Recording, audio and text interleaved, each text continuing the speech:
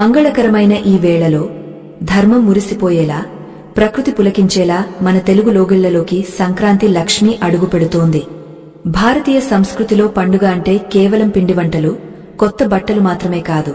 అది ఒక ఆత్మవిచారణ, ఒక ఆధ్యాత్మిక చైతన్యం. మన పూర్వీకులు ప్రతి ఆచారాన్ని ఒక అర్థంతో, ప్రతి సంప్రదాయాన్ని ఒక పరమార్థంతో ముడిపెట్టారు. మంచు కురిసే వేళలో సూర్య భగవానుడు తన దిశను మార్చుకుని మనకు తేజస్సును ప్రసాదించే అద్భుత ఘట్టమే ఈ మకర సంక్రాంతి.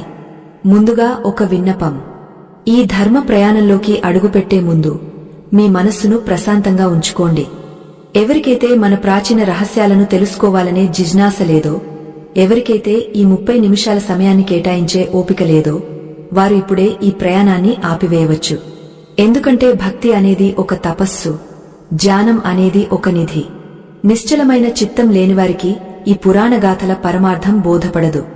మన పురాణాల ప్రకారం ఈ 3 రోజులు అంటే భోగి, సంక్రాంతి మరియు కనుమ కేవలం పండుగ దినాలు మాత్రమే కాదు, ఇవి దేవతలు భూమి మీదకు వచ్చే పుణ్యకాలం. సూర్యుడు ధనురాశి నుండి మకర రాశిలోకి ప్రవేశించే ఈ మకర సంక్రమణం ఉత్తరాయణ పుణ్యకాలానికి నాంది పలుకుతుంది. ఈ కాలంలో మరణించిన వారు నేరుగా వైకుంఠానికి చేరుకుంటారని భీష్మ పితామహుడి కథ మనకు చెబుతోంది. అంతటి మహత్తు కలిగిన ఈ రోజులలో మీ ఇల్లు సిరిసంపదలతో తులతుగాలంటే మీరు పాటించాల్సిన 63 ధర్మాలు ఏమిటో ఇప్పుడు తెలుసుకుందాం. ప్రకృతి మాత పచ్చని పట్టుచీర కట్టుకున్నట్లుగా పొలాలు పండుటాకులతో మెరిసిపోతుంటే ఆ శోభను మన ఇంటికి ఆహ్వానించడమే భోగ పండుగ ఉద్దేశ్యం. భోగ రోజున సూర్యోదయానికి ముందే నిద్రలేవడం మొదటి ధర్మం. ఆ రోజున వేసే భోగ మంటలు కేవలం చలిని తరిమేవి కావు, అవి మనలోని అజ్ఞానాన్ని, అహంకారాన్ని దహించే జ్ఞానాగ్నులు.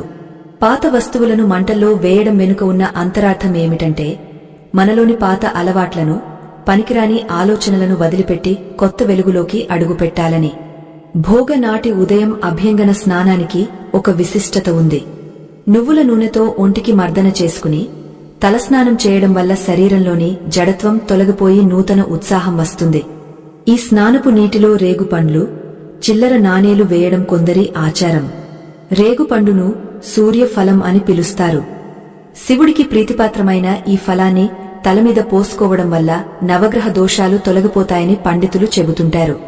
పూర్వం ఇంద్రుడి గర్వాన్ని అణచడానికి కృష్ణ పరమాత్ముడు గోవర్ధన గరిని ఎత్తిన రోజే ఈ భోగ అని మన పురాణాలు ఘోషిస్తున్నాయి. ఇంద్రుడు అహంకారంతో కురిపించిన వర్షం నుండి గోవులను, గోపాలులను రక్షించిన కృష్ణుడు ప్రకృతిని